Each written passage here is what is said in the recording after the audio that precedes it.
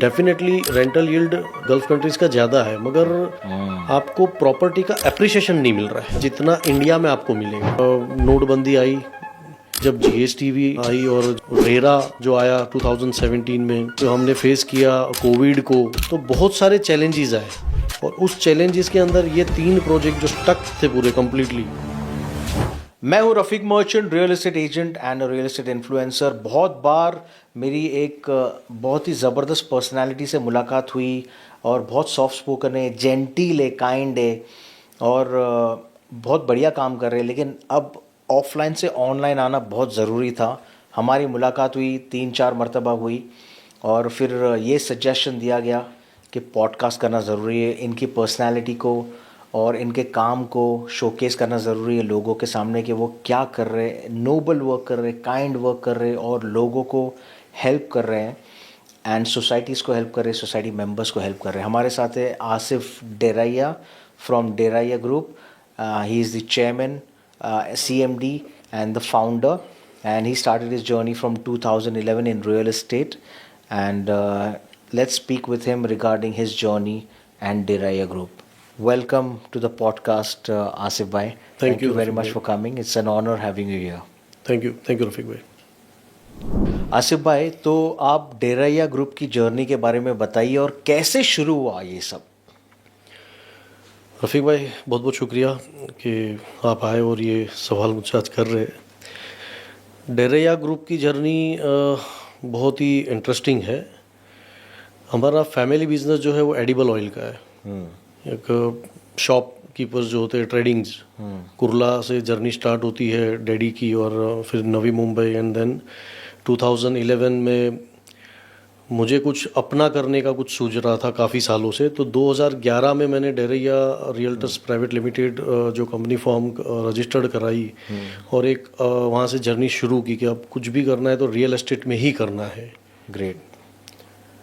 तो इस तरीके से एक थॉट प्रोसेस था कि करना है तो कुछ भी छोटा मोटा भी करेंगे, जो भी करेंगे, मगर अपना खुद का करेंगे और रियल एस्टेट में ही करेंगे, चाहे अच्छा हो या बुरा हो, जो भी वक्त आएगा देखा जाएगा। तो ये रियल एस्टेट का ख्याल कैसे आया, ये प्रोफेशन के बारे में आपको? और कोई प्रोफेशन नहीं? अर्ली 2000 जब न्यू बॉम्बे हम सेटल हुए थे डैडी के साथ, तब मैं शॉप्स में ही बैठता था एडिबल ऑयल्स के, और वहाँ पे घनसोली रेलवे स्टेशन के पास मस्जिद में हम नमाज के लिए जाते थे। तो वहाँ पे जब प्लॉटिंग शुरू हुई सिडको की, तो वहाँ से दिल में ख्याल आया तो कि भाई ये हमें कुछ करना चाहिए इस बारे में। तो वो जो 2000 का जो ख्याल था वो 2011 में साकार हुआ। 11 साल उसको? 11 साल लगे उसको। Awesome, brilliant. आसिफ भाई, रीडेवलपमेंट बहुत कॉम्प्लेक्स साउंड करता है, तो डेराइया ग्रुप क्या कर रहा है रीडेवलपमेंट के मामले में, और फैमिलीज को क्यों ट्रस्ट करना चाहिए डेराइया ग्रुप को? रफीक भाई, श्योर आपकी जो बात है, मैं आपने कहा जो सवाल है ये परफेक्ट है कि रीडेवलपमेंट काफ़ी कॉम्प्लेक्स है और रीडेवलपमेंट करना इतना इजी नहीं है। आज जो भी डेवलपर अगर सोच के आ रहा है कि मैं रीडेवलपमेंट इजीली कर लूँगा, तो इतना इजी नहीं है। क्योंकि रीडेवलपमेंट के अंदर काफ़ी डिफ़िकल्टीज होती है अथॉरिटीज़ की। लैंड पार्सल कौन सा है, कलेक्टर है, BMC है, MMRDA है, पर्सनल है, म्हाडा है, ये एक इश्यूज़ आता है। दूसरा, जो फैमिलीज़ वहाँ रह रही है उनको समझाना, उनके साथ नेगोशिएट करना। फिर दूसरा होता है डेवलपर टू डेवलपर, वहाँ पे थोड़ा कॉम्पिटिशन्स लगी हुई होती है काफ़ी। तो ये एक कॉम्प्लेक्सिटी है इसके अंदर। दूसरा, डेराइया पे क्यों ट्रस्ट लोग करें। हाँ, हमने कुर्ला के अंदर जो रीडेवलपमेंट्स किए हैं वो एक तरीके से चैलेंजिंग था हमारे लिए, बहुत बड़ा चैलेंज था कि ये स्टक्ड प्रोजेक्ट थे, कंप्लीटली अटके हुए थे कई सालों से, जो डेवलपरों ने स्टक कर दिया था कोई ना कोई रीज़न से। तो वो बिल्डिंग्स हमारे पास आए जब वो लोग थक चुके ऑलरेडी एग्जिस्टिंग डेवलपर से, तो वो जब हमारे पास आए तो हमने वो प्रोजेक्ट स्मूथली निकाला वहाँ से और उनको डिलीवर किया। तो उसके बाद और एक प्रोजेक्ट आया जो 12-15 साल से अटका हुआ था, तो वो भी आए, उनको भी हमने स्मूथली डिलीवर किया। फिर तीसरा प्रोजेक्ट भी सेम कंडीशंस में आया, तो वो भी। तो आज फैमिलीज डेरिया ग्रुप में जो बिलीव कर रही है, जो भरोसा कर रही है, उसका एक रीज़न ये भी है कि कहीं ना कहीं वो बहुत सालों से अटके हुए थे रीडेवलपमेंट में, तो उनको हमने कहीं ना कहीं बाहर निकाला, एक डेरिया के ज़रिए वो बाहर आए और उनको उनके अपना घर मिला। तो वो एक बड़ा फैक्टर मैं मानता हूँ कि ये हमारे लिए एक बड़ा अचीवमेंट है कि हमने एक ऐसे टाइम में कि जब नोटबंदी आई, वैसे टाइम भी हमने फेस किया कि जब जीएसटी भी अपना आई, और जीएसटी का था, और दूसरा एक था रेरा जो आया 2017 में, फिर हमने फेस किया कोविड को। तो बहुत सारे चैलेंजेस आए, और उस चैलेंजेस के अंदर ये 3 प्रोजेक्ट जो स्टक थे पूरे कंप्लीटली, उसको निकालना, डेवलपर ने अटका रखे थे। जी हाँ, अटका रखे थे कोई ना कोई रीज़न से, तो वो हमने निकाल के उनको ओसी के साथ डिलीवर किया।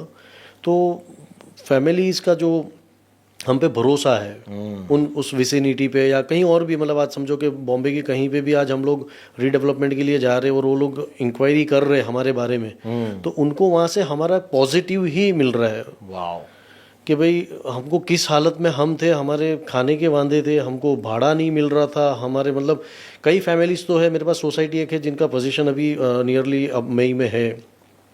तो ऐसी कंडीशंस में जब लोग आए थे और उनको जब उनका घर मिलता है तो उनकी खुशी की कोई सीमा नहीं होती है, कोई हद नहीं होती है, कितनी दुआएं लगती है, और उनकी दुआएं मिलती है। और हम जो है ना, घर बनाने के साथ साथ दुआ लेने का काम भी कर रहे हैं।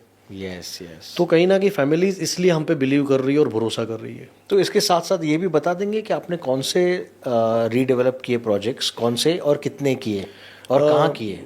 हाँ, हमने कुर्ला ईस्ट में महाड़ा के जो महाड़ा लेआउट है उसमें 3 रीडेवलपमेंट प्रोजेक्ट किए, क्योंकि कुर्ला ईस्ट मेरा होम ग्राउंड है, बॉर्न एंड बॉटम एरिया है मेरा वहाँ का।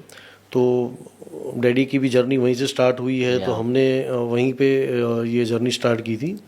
इससे पहले हमने एक खपोली में भी 3 प्रोजेक्ट किए, तो वहाँ पे भी हमने छोटे प्रोजेक्ट, एक ट्रायल एंड एरर हमने किया था, तो वहाँ पे भी हम सक्सेसफुली जो रहे। और उसके बाद हमने कुर्ला की तरफ रुख किया, और कुर्ला में ये स्ट्रक्ट प्रोजेक्ट जो हमारे पास आए, तो हमने महाड़ा लेआउट के अंदर 33/5 स्कीम के अंदर ही इसी तीनों प्रोजेक्ट कंप्लीट किए।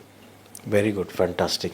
तो जो स्टक प्रोजेक्ट्स थे, दूसरे डेवलपर ने अटका रखे थे, तो डेरैया ग्रुप ने उनको बेल आउट किया और उनको घर भी दिया टाइम पे और सारा कुछ मुहैया कराया आपने जी। तो which is a great achievement और बहुत बढ़िया काम करे, इसीलिए फैमिलीज उनको ट्रस्ट कर रही है। तो डेरैया ग्रुप रीडेवलपमेंट कर रहा है आसिफ भाई, तो क्या चैलेंजेस फेस करना पड़ता है रीडेवलपमेंट प्रोजेक्ट्स में, और एक सक्सेसफुल डेवलपर को कैसे वो सेग्रीगेट करता है रीडेवलपमेंट प्रोजेक्ट, मतलब कौन सक्सीड करता है रीडेवलपमेंट में? सर चैलेंजेस रफ़ीक भाई ऐसा है कि बहुत सारे चैलेंजेस है रीडेवलपमेंट के अंदर। स्टार्टिंग से आप देखो तो आपको टाइटल्स चेक करने हैं, सोसाइटी जब आपके पास अप्रोच होती है आइदर एनी वे, कोई भी वे से अगर सोसाइटी आपके पास अप्रोच हो रही है तो टाइटल चेक करना है। टाइटल के चैलेंजेस होते हैं, जो एग्जिस्टिंग मेंबर्स होते हैं वो मुख्तलिफ राय होती है उनकी, उनके थॉट प्रोसेस अलग होते हैं। सब चाहते हैं कि मेरा ये डेवलपर आए या वो डेवलपर आए, हर कोई मेहनत करता है अपनी बेटरमेंट के लिए, तो उसमें एक चैलेंजेस होती है रीडेवलपमेंट लेना। एंड देन अथॉरिटी वाइज जो चैलेंजेस है, अभी तो काफ़ी स्मूथ हो चुका है अथॉरिटी में महाड़ा के अंदर, और जो भी है हमने तो बेसिकली ज़्यादा महाड़ा ही काम किया है। यू मीन अप्रूवल्स अथॉरिटी के अंदर भी काफ़ी चैलेंजेस है, और गवर्नमेंट उसमें भी काफ़ी मतलब ईज़ ऑफ डूइंग बिजनेस कर रही है कि भाई जितना हो सके उतना ईज़ हो जाए। अमेजिंग। तो ये सारे चैलेंजेस है। दूसरा क्वेश्चन आपका है कि एक सक्सेस डेवलपर और अनसक्सेस डेवलपर रीडेवलपमेंट के अंदर क्या चैलेंजेस है, कौन फेल होता है और कौन पास होता है? देखो मेरे नज़रिए से अगर देखा जाए तो वो डेवलपर पास इसमें होता है कि जो सब्र से काम ले और लिमिटेड ही प्रोजेक्ट करे, क्योंकि ये मैं समझता हूँ ये बड़ा समंदर है, दरिया है। यस, मैं उतना ही कंज्यूम कर सकता हूँ। अगर मेरे सामने अगर आपने 10 बोतल पानी की रख दी, एक एग्जांपल मैं आपको दे रहा हूँ, और आप मुझे बोलोगे कि आसिफ भाई एट ए टाइम ये 10 बोतल पी जाओ, मैं नहीं पी पाऊंगा। एब्सोल्युटली।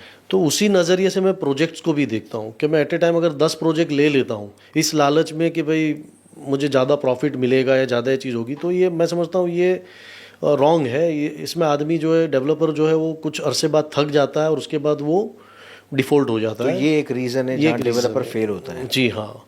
तो आप सब्र से काम ले और धीरे धीरे एक एक दो दो डेवलपमेंट आप कर सकते हो उतना करें।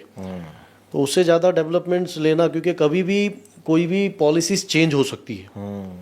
आज हमने जो है प्रोजेक्ट्स ले लिए, प्रोजेक्ट्स लेने के बाद आपने कमिट कर दिया सोसाइटी को कि हम आपको इतना परसेंटेज देंगे, ये रेंट देंगे, ये कॉर्पस देंगे।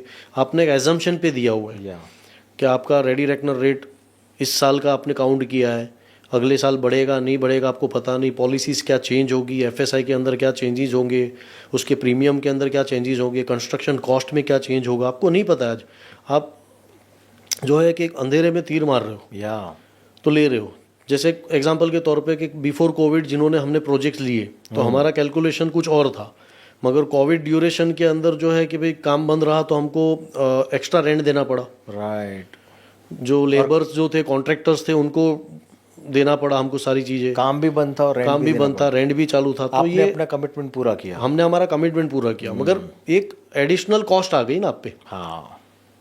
तो और ये कॉस्ट आप भर रहे हो वो उसका। कॉस्ट हम बेयर कर रहे हैं। हम कस्टमर्स को तो नहीं बोल सकते, ना Absolutely. एग्जिस्टिंग मेंबर्स को बोल सकते कि ये हालत ख़राब हुई है, क्योंकि उनकी भी कोई गलती नहीं है।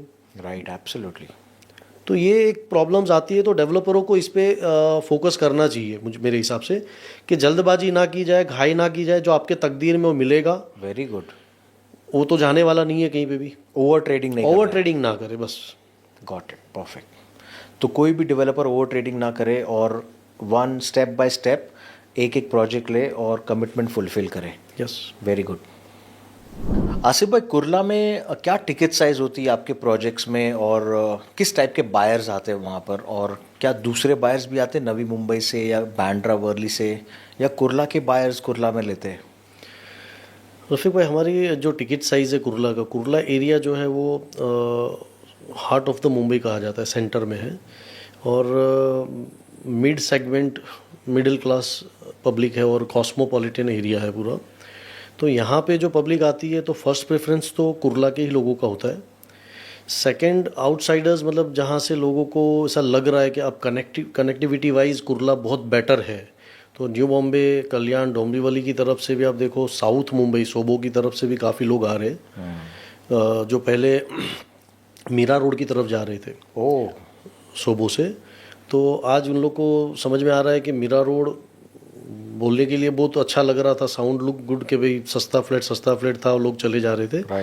मगर अभी लोगों को वही चीज़ वही रेट में कुर्ला में मिल रही है। और कुर्ला सोबो भी हो जाता है, right? Yes yes, like SoBo. It's like SoBo. और आपका कनेक्टिविटी वाइज बहुत अच्छा है। और वर्ली और आप बांद्रा, वर्ली, माटुंगा, दादर भी देखेंगे तो प्राइस वाइज काफ़ी हाइक है वहाँ पे। 50,000 प्लस के रेट्स है वहाँ पे। तो मिडल सेगमेंट के जो लोग हैं आज वो कुर्ला और इस तरफ के एरिया में आते हैं, जिनका बजट है 1 करोड़ से लेके 2.5 करोड़ तक का। तो ये सेगमेंट के ये टिकट साइज़ के फ्लैट कुर्ला में अवेलेबल है, जो हम लोग उसी पे ज़्यादा फोकस करते हैं। तो आपके प्रोजेक्ट में 1 BHK कितने में रफली एस्टिमेट? रफली 1 BHK जो होता है 80-90 लाख रुपीज़ का 1 BHK है। और 2 BHK 1.5 करोड़? 2 BHK और नियर बाई 1.5 करोड़ जो भी है। अमेजिंग। सोबो भी हो गया, कुर्ला भी हो गया, और बढ़िया सा कंस्ट्रक्शन भी है, और फैंटास्टिक कंपेटिटिव रेट्स है। कनेक्टिविटी वाइज बहुत ही क्लोज टू रेलवे स्टेशन है, एवरीथिंग, एयरपोर्ट है, सब एवरीथिंग वॉकिंग डिस्टेंस में है। Brilliant. So Kurla is a hidden gem. Yes, definitely. Asif भाई, कुर्ला सोबो में है और रेट्स काफ़ी कंपेटिटिव है, बहुत कम है। तो आपको लगता है वो कैचअप करेंगे दूसरे प्रीमियम एरियाज के, जैसे जैसे बांद्रा वर्ली हो गया? जी हाँ, बिल्कुल आपकी बात सही है कि कुर्ला जो है वो सोबो में आ जाता है। और आप मुंबई का अगर मैप उठा के देखेंगे वार्ड वाइज, तो एल वार्ड जो है ये centre of the all wards है। तो दूसरी कनेक्टिविटी वाइज आज कुर्ला बहुत ही अच्छा हो चुका है। रेलवे लाइन से कनेक्टिविटी पहले से थी, उसके अलावा ईस्टर्न एक्सप्रेस हाईवे कनेक्टिविटी अच्छी है। SCLR आने से कुर्ला वेस्ट की और BKC की कनेक्टिविटी काफ़ी अच्छी हो गई। आपको अगर साउथ मुंबई जाना है तो आपको ईस्टर्न फ्रीवे का एक इजी कनेक्टिविटी हो गई, मेट्रो की कनेक्टिविटी आपकी अच्छी हो गई। तो डेफिनेटली जो बीकेसी कनेक्टेड होने के हिसाब से और सराउंडिंग जो एरिया डेवलप्ड हो रहा है, तो उस रीज़न से देखा जाए तो कुर्ला अभी अच्छा और कैच करेगा, रेट आगे और बढ़ेंगे। अगर कोई बाय कर रहा है, इन्वेस्ट कर रहा है, तो उनके लिए ये फ़ायदे का सौदा है। मैं बोलूँगा कुर्ला आज बहुत कम रेट में मिल रहा है कंपेयर टू, आप ले लो बीकेसी, कलीना, आप बैंड्रा, वर्ली, और आप जो माहिम चले जाओ, तो वहाँ पे 35, 40, 50 लाख रुपीस का रेट चल रहा है। तो अभी यहाँ पे एक एज अ इन्वेस्टर्स के पास भी एक स्कोप है पैसा कमाने का, एक बायर्स के पास भी स्कोप है कि भाई आज अच्छे सस्ते रेट में आज मिल रहा है फ्यूचर के लिए, तो वो लेके रख सकता है। और रेंटल भी अच्छा आ रहा है, इमीडिएट रेंट मिल रहा है, कस्टमर्स मिल रहे हैं उनको। तो ये एक रीज़न है तो बढ़ने का। सेल्फ यूज और इन्वेस्टमेंट के लिए भी बढ़िया है और रेंटल रिटर्न्स के लिए भी अच्छा है Kurla location and spot. Kurla west और ईस्ट दोनों की बात कर रहे हैं आप, राइट? मैं दोनों की बात कर रहा हूँ, ईस्ट और वेस्ट। और वेस्ट का एक एडवांटेज ये भी है कि west direct connected to BKC है, द गेटवे ऑफ बीकेसी कहा जाता है मेरे हिसाब से तो, राइट। कि भाई LBS रोड आज आप देखो कि बीकेसी जो है वो कम्प्लीटली पैक्ड हो चुका है। राइट। अब जितने भी ह्यूज डेवलपर्स हैं, अब सबकी नज़र जो है वो LBS रोड पे है, और LBS रोड पे भी अभी अच्छे बड़े डेवलपर्स आ रहे हैं। और हमारा भी जो ऑनगोइंग प्रोजेक्ट अभी LBS रोड पे ही है, कुर्ला पे, और हम अल्ट्रा लग्जरी प्रोजेक्ट लेके आए हैं वहाँ पे, और एकदम कॉम्पिटिटिव रेट में। क्या नाम है प्रोजेक्ट का? डेरैया लग्जरियो। डेरैया लग्जूरियो, ये कंपेटिटिव रेट्स में है, बहुत बढ़िया लोकेशन है कुर्ला में, कुर्ला वेस्ट में। कुर्ला वेस्ट में। ब्रिलियंट। यस। आसिफ भाई, आपको क्या लगता है NRI की इंक्वायरीज आ रही है? गल्फ वॉर चल रहा है और बहुत सारे NRIs हमारे दोबारा वापस आ रहे हैं मिडल ईस्ट से और गल्फ से। तो दूसरे डेवलपर ने भी ये कहा है प्रेस में कि हमारे यहाँ UAE से और गल्फ कंट्री से बहुत सारी इंक्वायरीज आ रही है। तो आपका क्या कहना है इस बारे में? आपको इंक्वायरीज आ रही है NRIs की? अभी जो सिचुएशन चल रही है, और उससे पहले भी हमारे पास काफ़ी क्लाइंट्स से जो मतलब इंक्वायरीज कर रहे हैं, गल्फ़ कंट्रीज से भी है और अदर कंट्रीज से भी जो है वो इन्वेस्ट करते हैं इंडिया के अंदर। कम करते थे डेफिनेटली कि भाई दुबई वगैरह में ज़्यादा लोग करते थे, क्योंकि वहाँ एक परसेप्शन बना हुआ था, एक हवा बनी हुई थी कि वहाँ पे रेंटल यील्ड बहुत ज़्यादा है, बहुत अच्छी मिल रही है। और कहीं ना कहीं एक मार्केटिंग इस तरीके से की गई। Definitely rental yield gulf countries का ज़्यादा है, मगर अगर आप डीपली देखें उस चीज़ को कि आपको सिर्फ रेंटल यील्ड मिल रहा है, आपको प्रॉपर्टी का एप्रिसिएशन नहीं मिल रहा है। राइट। वहाँ पे अगर अंडर कंस्ट्रक्शन में लेते तो भी अप्रिसिएशन नहीं मिल रहा है, उतना एप्रिसिएशन आपको नहीं मिलेगा जितना इंडिया में आपको मिलेगा। आपको डेफिनेट इंडिया के अंदर आप देखेंगे तो आपका रेंटल यील्ड बहुत कम है, मगर सामने आप अंडर कंस्ट्रक्शन प्रॉपर्टी ले रहे हैं, तो उसके बाद पोजीशन के बाद भी अगर आप बेचते हो तो आपको उसका एप्रिसिएशन वैल्यू मिलता है। दूसरा चीज़, आपको कभी भी यहाँ बेचना है प्रॉपर्टी इंडिया में, आपका रेट टूटेगा नहीं तो आपको अंडर रेट में नहीं देना है, आपका माल बिक जाएगा। यही चीज़ मैंने दुबई में देखी है कि फिर आपने अगर एग्जांपल कि आपने 1 करोड़ का 1 BHK वहाँ पे लिया है, एक आध साल बाद अगर आपको 2 साल बाद बेचने की अगर ज़रूरत पड़ी तो आपको 80-90 लाख रुपीस 75 लाख में जा रहा है। ऐसे बहुत सारे मेरे फ्रेंड्स लोगों ने बताया कि हमको ये भाव तोड़ के स्ट्रेस प्रॉपर्टीज मिल रही है। ओके। कोई ना कोई ये वॉर के पहले की बात, ये वॉर के पहले की बात कर रहा हूँ। तो वॉर के बाद तो अभी की सिचुएशंस तो ऐसी है कि अभी मार्केट तो काफ़ी कोलैप्स हुई है वहाँ की, मगर इंडिया सेफ जोन है। इंडिया आज की तारीख में देखा जाए तो काफ़ी सेफ जोन है गवर्नमेंट पॉलिसीज़ के हिसाब से, और सारी चीज़ों को आप देखें तो बहुत ही सेफ है। तो यहाँ का जो इन्वेस्टमेंट है, और लोग अगर यहाँ पे इन्वेस्टमेंट लेके आते हैं तो उनका इन्वेस्टमेंट यहाँ सेफ रहेगा। उनको रेंटल भले कम मिलेगा मगर एप्रिसिएशन अच्छा मिलेगा उनको, और रेंटल भी गारंटीड है कि यहाँ पे इमीडिएट रेंटल्स मिल रहा है, तुरंत चले जाता है। तो गल्फ से अभी काफ़ी इंक्वायरियाँ आ रही है और लोग आएंगे अभी इस तरफ, दोबारा रीलोकेट करेंगे यहाँ पे, और आना ही चाहिए। मुझे समझ लग रहा है कि क्यों आना चाहिए। देखो, आने का रीज़न वही मेरा कि सेफ है एक तो आपके लिए। यहाँ पे आप कभी भी अपनी प्रॉपर्टी, आप वहाँ पे रह के भी आपकी प्रॉपर्टी अगर सेल करना चाहते हो तो हो जाती है। हालांकि यहाँ रह के आप दुबई की प्रॉपर्टी यहाँ बैठे बैठे सेल करना आपके लिए बहुत डिफिकल्टीज है, आपको वहाँ जाना ही पड़ेगा। एब्सोल्युटली। मगर आप वहाँ रहते आपकी प्रॉपर्टी सेल कर सकते हो। तो एक ईजी वे है आपका सेल करने का, आप बाई करने का। बहुत सारी चीज़ें हैं कि जो आपको ईज ऑफ डूइंग मिलता है यहाँ पे। Okay, perfect, brilliant. तो आसिफ भाई, जब एनआरआईज इंक्वायरी करते हैं आपके पास और वो कहते हैं कि हम तुरंत नहीं आ सकते, ये तो अप्रैल का महीना, हम दिसंबर में आएंगे, तो लेकिन हमें इमीडिएट डिसीजन लेना है प्रॉपर्टी के रिलेटेड, तो वो नहीं आ पाते, तो आप कैसे हेल्प करते हो और कैसे वो फुलफिल करते हैं अपना कमिटमेंट और कैसे परचेज कर सकते हैं वो लोग? रफ़ीक भाई, अगर कोई एनआरआई उनकी जॉब के हिसाब से उनको छुट्टी नहीं मिल रही और वो जिस टाइम पे वो छुट्टी मिल रही है उस टाइम पे शायद इन्वेंट्री ना रहे और वो ना आ सके, Yes. ऐसी सिचुएशंस के अंदर हम उनको जो है ऑनलाइन व्हाट्सएप के ज़रिए, मेल के ज़रिए, और दूसरा उनको ब्रोशर्स है, वीडियोस है हमारे, या लाइव उनको जो है वो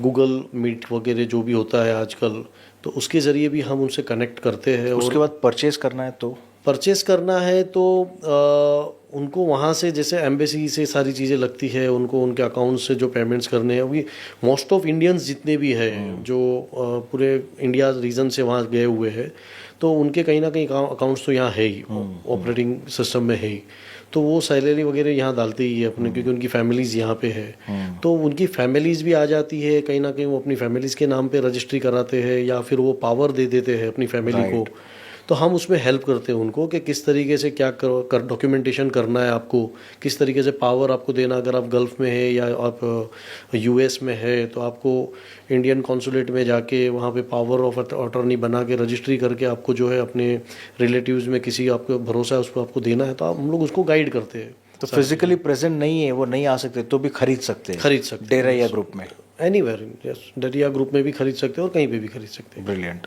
परफेक्ट। तो आसिफ भाई, जब बायर आता है डेरा ग्रुप में प्रोजेक्ट पे परचेज करने के, तो किस टाइप के क्वेश्चंस पूछता है और क्या क्वेश्चंस रहते हैं उनके? रफ़ीक भाई, जो कस्टमर्स आते हैं उनके जो बेसिक क्वेश्चंस तो जो होते हैं कि भाई आप क्या डेवलप कर रहे हैं, किस सेगमेंट्स के, क्या टिकट साइज़ के घर बना रहे हैं, और बजट क्या होगा उसका, टिकट साइज़ क्या होगी, और आप क्या एमिनिटीज़ दे रहे हैं, और सबसे ज़्यादा तो होता है कि डिलीवर कब होगा। एक बेसिक होता है लोगों को कि भाई मैं अगर इसमें ले रहा हूँ तो मुझे होम डिलीवर कब तक होगा। तो ये जनरल क्वेश्चंस है जो हर क्लाइंट, हर डेवलपर्स ऑफिस में जाके ये क्वेश्चंस करता है, 3 क्वेश्चंस, कि भाई आप क्या रेट से दे रहे हो, एरिया क्या है, आप क्या एमिनिटीज़ दे रहे हो, और हमको पोजीशन कब मिलेगा। तो एक्सपेक्टेशन उसकी वो होती है। Yes, brilliant, okay. आसिफ भाई, रेरा आने के बाद आपको क्या फ़ायदा हुआ एज ए डेवलपर और बायर को क्या फ़ायदा हुआ? रफ़ीक भाई, रेरा आने के बाद जो मेन बेनिफिट हुआ है वो कस्टमर्स का हुआ है, सोसाइटीज़ का हुआ है ज़्यादा करके। बिफोर रेरा क्या था कि डेवलपर का नहीं हुआ है? डेवलपर्स का बेनिफिट हुआ है, नो डाउट। बिफोर रेरा क्या था रफ़ीक भाई कि डेवलपर्स कोई भी सोसाइटी लेता था विदाउट अप्रूवल्स, वो बुकिंग वगैरह स्टार्ट कर देता था। जो आईओडी आना चाहिए, आईओए आना चाहिए, एलओआई है, अलग अलग मुख्तलिफ प्रोजेक्ट के जो अप्रूवल्स है वो जो आने चाहिए थे वो नहीं आते हुए लोग पहले 15-12 सेल शुरू किया, ये सारी चीज़ें होती थी, और कहीं ना कहीं इसमें प्रोजेक्ट स्टक हो रहे थे क्योंकि कोई वैलिड डॉक्यूमेंटेशन नहीं होता था। सिर्फ एक एमओयू या एक पावर ऑफ अटर्नी पे ही सोसाइटीज़ को ये लोग वैकेट कर देते थे कुछ डेवलपर्स, और उसी तरीके से चल रहा था। तो रेरा आने के बाद ये हो गया कि एक सर्टन लिमिटेशंस आप पे आ गई कि आपको बिल्डिंग डिमोलिशन से लेके आपको जो सेल करना है वो रेरा नंबर नहीं आता है तब तक आपको नहीं करना है। पहले आपकी आईओडी आती है, डिमोलिशन होता है, सीसी आती है, एंड आप जब रेरा नंबर लेते हो तब तक आप सेल नहीं कर पाते हो। पहले हम से मतलब एज अ डेवलपर बात करूँ तो लोग हम लोग कर रहे थे कि भाई सेल कर दिया, उसी पैसे से डेवलप हो रहा है, या फिर मैंने वही पैसा उठा के दूसरे में डाल दिया, फिर तीसरे में डाल दिया, तो कोई एक भी प्रोजेक्ट स्टार्ट ही नहीं हो रहा है। तो ऐसे काफ़ी प्रोजेक्ट स्टक होते गए, डीले होते गए। तो रेरा आने से ये थोड़ा ट्रांसपेरेंसी आई है, क्लियरेंस आया है कि भाई एक खुशी की लहर सोसाइटियों में भी आई है, बायर्स को भी एक क्लियर ये मिल जाता है कि अगर आप एज अ फ्लैट परचेजर है, आप मेरे पास आते हैं, मैंने अपना सब कुछ दिखाया, मगर आपको और डिटेल चाहिए कि भाई ये जो बोल रहा है ये सही है कि नहीं है, इनके बारे में मुझे जानना है कि प्रोजेक्ट के बारे में, प्रोजेक्ट में कोई लिटिगेशन तो नहीं है, कोई केस खड़ा है नहीं खड़ा है प्रोजेक्ट पे, प्रोजेक्ट का अप्रूवल कहाँ तक का है, कितने यूनिट्स इन्होंने शो किए हैं, ठीक है, प्रोजेक्ट क्या स्टेज पे है। तो रेरा में जाते हैं तो आपको सब मिल जाता है। राइट। तो ये कहीं ना कहीं बायर पॉइंट ऑफ व्यू से भी जो है आप देखो उसको तो बहुत ही बेहतर हो चुका है, ट्रांसपेरेंसी आ गई। और डेवलपर का बेनिफिट ये हुआ है कि जो जेन्युइन डेवलपर्स है जिनको ये सारी चीज़ें करनी है, मैं किसी डेवलपर हम तंज नहीं कर सकते कि भाई क्या सिचुएशन हुई होगी पता नहीं उस लोगों की, मगर जेन्युइनिटी लोगों की अब सामने आने लगी। अब आपका प्रोजेक्ट जो है वो बाहर निकलने लगा, नहीं तो पहले प्रोजेक्ट स्टक होते थे। तो डेवलपरों का बेनिफिट ये हुआ है कि टाइमली प्रोजेक्ट डिलीवर कर रहा है। 5 साल 10 साल प्रोजेक्ट नहीं खींच पा रहा है, डेवलपर पे थोड़ा कंट्रोल आ गया है कि आपको वेरी फर्स्ट डे आपको आपका टाइमलाइन देना है कि आप प्रोजेक्ट स्टार्ट कब कर रहे हो तो आपको एंड कब कर रहे हो ये भी टाइमलाइन उसमें रजिस्टर्ड करना है। तो आपको भी पता है कि मेरा टाइमलाइन क्या है, और रेरा को भी पता है और बायर को भी पता है, और सोसाइटी को भी पता है कि कितने टाइम में हमारा प्रोजेक्ट कंप्लीट होगा। तो ये benefit developer point of view से भी है, क्योंकि हमारा रेंट भी अनाप शनाप जाता है, खर्चे बढ़ते हैं तो वो कंट्रोल में आ जाते हैं। हमको भी एक फिक्र लगी हो रही थी कि हाँ भाई अथॉरिटी है हमारे ऊपर, अगर हम डिले कर रहे हैं तो हमको पेनल्टीज आ रही है, हम ब्लैक लिस्टेड हो जाएंगे, हमारा ना मार्केट में नाम खराब हो जाएगा। तो कहीं ना कहीं हमें भी एक बेनिफिट हुआ है इस चीज़ का। फैंटास्टिक। आसिफ भाई, as a builder, as a developer, जब आप अथॉरिटी से अप्रूवल लेते हो तो कैसा होना चाहिए और क्या चैलेंजेस आते हैं और क्या चेंजेस आना चाहिए अप्रूवल के रिलेटेड? आपको क्या लगता है, आप होते तो क्या चेंजेस करते? रफ़ीक भाई, एज अ डेवलपर जो चैलेंजेस है हमारे लिए, क्योंकि डिफरेंट ऑफ अथॉरिटीज़ है। जस्ट स्टार्टअप करते हैं तो आपको CFO लेना है, आपको वार्ड से जो NOC सारी लेनी है, नाला रिमार्क है, आपका सीवेज का है, आपका रोड है, ट्रैफिक है, एविएशन है।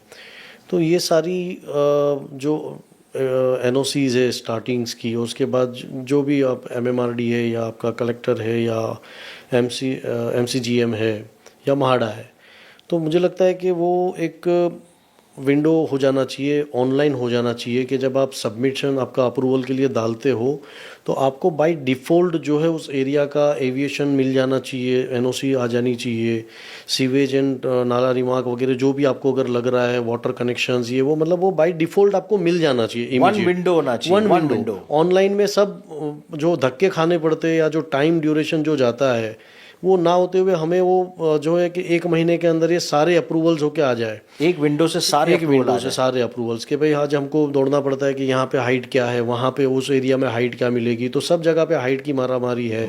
तो वो पहले दिन से ही क्लियर होना चाहिए, जब अप्रूवल जाए तो आ जाना चाहिए कि भाई यहाँ पे 50 मीटर मिलेगी या 70 मीटर मिलेगी। तो वो जो टाइम ड्यूरेशन हमारा जाता है, रेलवे अगर आपके पीछे तो उसके कुछ अलग रूल्स है, तो उसके लिए 6-6 महीना लग जाता है। राइट। नाला रिमार्क के लिए 2-3 महीना लग जाता है। तो जो टाइम जाता है वो ऑटोमेशन पे आ जाना चाहिए, सारा ऑटोमेटेड हो जाना चाहिए। क्योंकि जो हमारी जितने रीडेवलपमेंट्स चल रहे हैं, जितना डेवलपमेंट हो रहा है, उसके सामने जो हमारी कॉम्पिटिटिव अथॉरिटीज़ है, जो स्टाफ्स है, तो उन पे भी लोड आता है इन सब चीज़ों का। तो कहीं ना कहीं उनके लिए भी ईज़ हो जाएगा, उनकी भी जो आज उनके ऊपर वर्क लोड हो जाता है, कभी कभी उनको डबल चार्ज संभालना पड़ता है, 2-2 ऑफिसेज देखनी पड़ती है, तो वो भी उनको एक रिलैक्स हो जाएगा उनके लिए, और डेवलपरों के लिए एक अच्छा हो जाएगा, सोसाइटीज़ के लिए अच्छा हो जाएगा। और सबसे ज़्यादा अगर मैं इस चीज़ को देखूं कि ये फास्ट होने से हमारी इकोनॉमी बहुत बूस्ट करेगी। हाँ, अगर हम डिले हो रहे हैं तो कहीं ना कहीं अप्रूवल डिले हो रहा है तो कंस्ट्रक्शन डिले हो रहा है, पीछे आ रहा है, कंस्ट्रक्शन डिले हो रहा है तो हमारा सेल डिले हो रहा है। तो ये सब जो है ना, डिपेंडिंग, ये अप्रूवल फास्ट आता है तो आप सेल भी फास्ट कर सकते हो। कंस्ट्रक्शन तो जो गवर्नमेंट को जो GST है, IT है, जो रेवेन्यू जनरेट होता है, वो बहुत अर्ली स्टेज पे जनरेट होना शुरू हो जाएगा मेरे नज़रिए से। जो चीज़ को 3 महीना लगना चाहिए वो 1 साल लग रहा है। हाँ, अगर 3 महीने में सब हो रहा है तो पैसा फटाफट आ रहा है, रोलिंग हो रहा है, फटाफट सबको पहुंच रहा है पैसा। यस। तो हमारी कहीं ना कहीं जो GDP है उसमें भी ग्रोथ आएगा। Right. Fantastic, great suggestion and great insight आपने दिया। Thank you. आसिफ भाई, डेरैया ग्रुप को आप आज से 5 साल के बाद या 10 साल के बाद कहाँ देखना चाहते हो या कहाँ देख रहे हो? आपका विजन क्या है डेरैया ग्रुप को लेकर? और आप मुंबई में रहोगे कि आप एक्सपैंड भी करोगे? ये 2 क्वेश्चन। रफ़ीक भाई, हम लोग आने वाले 5-10 साल की जो हमारी विज़न है हमारे, वो बहुत ही क्लियर एंड साफ़ है कि हमें मुंबई में और डेवलपमेंट्स करने हैं, अच्छे डेवलपमेंट्स करने हैं। जो हम लोग ने अभी आइकॉनिक, मतलब एक डिफरेंट टाइप ऑफ डेवलपमेंट्स जो होता है वो नहीं किया है, तो वो एक हमें इच्छा है करने की। क्लस्टर्स में आगे बढ़ने की हमारी इच्छा है कि हम क्लस्टर्स भी करें। और दूसरा सवाल है आपका कि मुंबई में ही करेंगे या, तो आज मुंबई की मार्केट भी अच्छी है और पैन इंडिया भी मार्केट अच्छी है, मगर फ़िलहाल हमारा रुझान मुंबई है। उसके बाद हम जो है पूना की तरफ और बाकी सिटीज़ में भी हम प्लान करेंगे कि आगे भी बढ़ना है हमें, तो पैन इंडिया भी आगे जा सकते हैं हम। ग्रेट। मुझे पता चला आसिफ भाई के साथ के मिलके कि मेरा जो गांव है अमरेली, और ये भी अमरेली से ही, आसिफ भाई भी। तो थोड़ा अमरेली के बारे में बता दीजिए। अमरेली में क्या कर रहे हो आप, कुछ कर रहे हो? और अमरेली नेटिव प्लेस है, और अमरेली के अंदर जो है हमने सोचा है वहाँ पे आगे भी जाके कुछ डेवलप करेंगे हम। अभी वो टीयर 2 सिटी में आता है, तो वहाँ पे अभी जो एक विलेज कॉन्सेप्ट होता है ना, उस तरीके का है कि भाई इंडिपेंडेंट होम्स। तो आगे जाके भी हम प्लानिंग करेंगे कि इंडिपेंडेंस होम्स का कुछ वहाँ पे बंगलो स्कीम वगैरह कुछ लाए। Very good. ऐसा कुछ प्लान करेंगे आगे। तो डेराइया ग्रुप सौराष्ट्र काठियावाड़ में भी एक्सपांड होने वाला है। The founder of Deraiya group, Asif भाई, आपका मैसेज क्या है सोसाइटीज़ को जो रीडेवलपमेंट में जाना चाहती है? आप मैसेज बताइए जो भी आपको देना है। रफ़ीक भाई, मेरा मैसेज जो रीडेवलपमेंट के अंदर जो भी सोसाइटी जाना चाहती है उनके लिए ये है कि आप डेवलपर्स को चूज़ करते वक्त बहुत एहतियात बरते, बहुत सारी चीज़ों का ख्याल रखें, जैसे कि डेवलपर्स ने क्या प्रोजेक्ट कंप्लीट किए हैं, किस तरीके के प्रोजेक्ट कंप्लीट किए, किस सिचुएशंस के प्रोजेक्ट कंप्लीट किए हैं, और उन्होंने क्या एमिनिटीज़ और फिनिशिंग्स दी है, उनकी क्वालिटी कैसी है, कंस्ट्रक्शंस कैसा है। मोस्ट ऑफ सोसाइटीज़ एरिया के पीछे जाती है कि हमें ज़्यादा से ज़्यादा एरिया मिले, मगर साथ में ये सोसाइटी को देखना चाहिए कि क्वालिटी ऑफ कंस्ट्रक्शन देखना चाहिए कि वो किस तरीके का है। दूसरा, सोसाइटीज़ अगर कोई डेवलपर अपॉइंट कर रही है तो जल्दबाजी ना करे वैकेट करने की। बिल्डिंग जल्द से जल्द वैकेट करो और भाड़ा ले लो, ये ना करे। जब तक आपका IOA IOD नहीं आती है, इंटीमेशन ऑफ डिसअप्रूवल नहीं आता है, तब तक आपको बिल्डिंग वैकेट नहीं करनी चाहिए, चाहे आपकी बिल्डिंग की कंडीशंस कैसी भी हो। ये रिस्क है आपके लिए। जब तक ये अप्रूवल्स नहीं आते तब तक आपको खाली नहीं करना चाहिए। ये मैसेज है मेरा सोसाइटीज़ के लिए। और दूसरा, बायर्स के लिए भी एक मैसेज ये है कि वो भी प्रॉपरली तहकीक करे, इन्वेस्टिगेशंस करे डेवलपर्स के बारे में, और क्या एमिनिटीज़ मिल रही है वो कंपेयर करके उसके बाद ही आगे परचेस करे, रेरा वगैरह सब चेक करके। तो आगे आप फंस नहीं सकते हो, आपके साथ कोई फ्रॉड नहीं होगा, प्रॉपरली आप जो है वो डील कंप्लीट कर पाएंगे। Super, brilliant. It was great talking to you, Asif bhai. Thank you. And it was fantastic knowing you and your background, और आप क्या कर रहे हो डेराइया ग्रुप को लेकर, और मुंबई में कैसे रीडेवलपमेंट कर रहे हो। आप एज अ डेवलपर हर चीज़ के बारे में सोच रहे हो, होलिस्टिकली, सोसाइटी के बारे में, इंफ्रा के बारे में, विच इज़ ग्रेट। आप सबको लेकर साथ में चल रहे हो, and we are really proud to have you here on the podcast. और बस हम यही चाहेंगे कि आप लोगों को इंस्पायर करते रहो और अच्छे अच्छे कंस्ट्रक्शन करते रहो, और हमें अच्छे अच्छे कंस्ट्रक्शंस, लैंडमार्क्स दिखाते रहो, मुंबई में भी, अब्रॉड में भी। Thank you. तो ये थे हमारे साथ आसिफ भाई Deraiya from Deraiya group, the founder and the CMD and the visionary who started his journey from 2011 in real estate. I'll see you soon with Rafiq Merchant. Cheers.